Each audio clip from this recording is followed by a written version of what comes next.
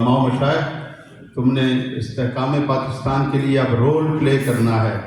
तुमने पाकिस्तान तो बन गया, पाकिस्तान बनाने में तुम्हारे आबा व अजदाद ने, उलमा मशाइख ने बड़ा किरदार अदा किया। अब तुमने अपना रोल प्ले करना है, उलमा मशाइख इसके इस्तेहकाम के लिए अपना किरदार अदा करना है।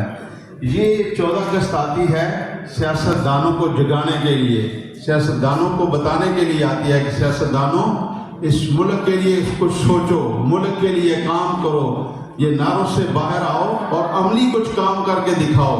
ये 14 अगस्त आती है किसानों को जगाने के लिए और किसानों को बताने के लिए आती है कि मेहनत करो और मेहनत करके अपने मुल्क को मज़ीद ज़रख़ेज़ी की तरफ लाओ और इसके अंदर मज़ीद जो है वो फसल जो है वो अच्छे अच्छे बीज बो और इसके लिए कामयाबी के लिए मेहनत करो। ये 14 अगस्त आती है तालिब इल्मों को जगाने के लिए। तालिब इल्मों को कहती है, आपने सुना होगा, आपने पढ़ा होगा, क़ायद आज़म मोहम्मद अली जिन्नाह के उस मामले को, उस वाक़या को याद करवाने के लिए आती है कि क़ायद आज़म मोहम्मद अली जिन्नाह अपने रूम में सोए हुए थे। उन्होंने क्या देखा कि ऐसी थरथली मची है जैसे ज़लज़ला आ गया है।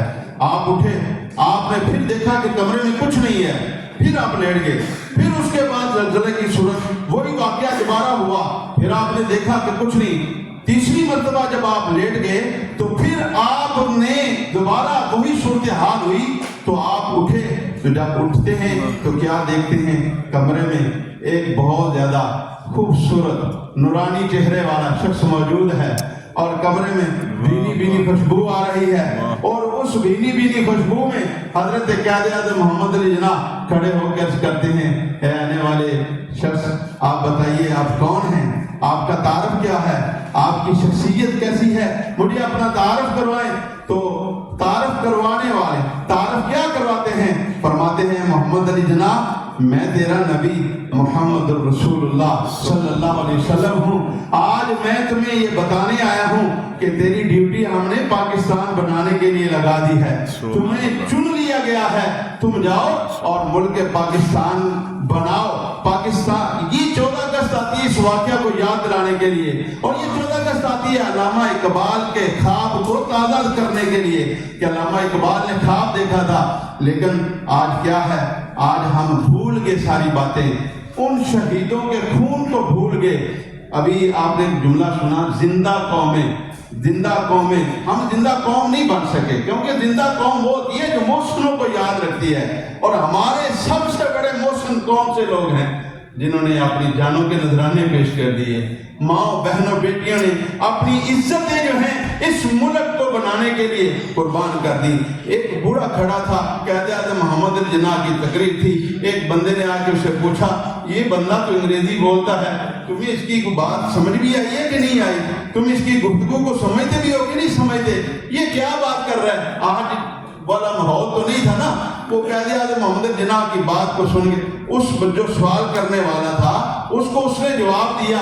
वो मुझसे पूछने वालों इसके बारे में कि ये क्या कहता है, कहते हैं मुझे पता नहीं ये क्या कहता है, लेकिन मुझे इतना पता है जो कहता है सच कहता है, जो कहता है सही कहता है।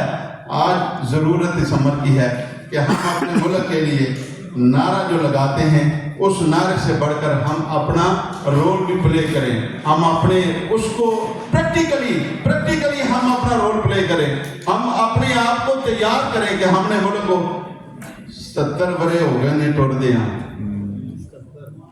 70 बरे हो गए ने टुर दिया, तुमने दसो पाकिस्तान किदों आना, 70 बरे हो गए ने टुर दिया।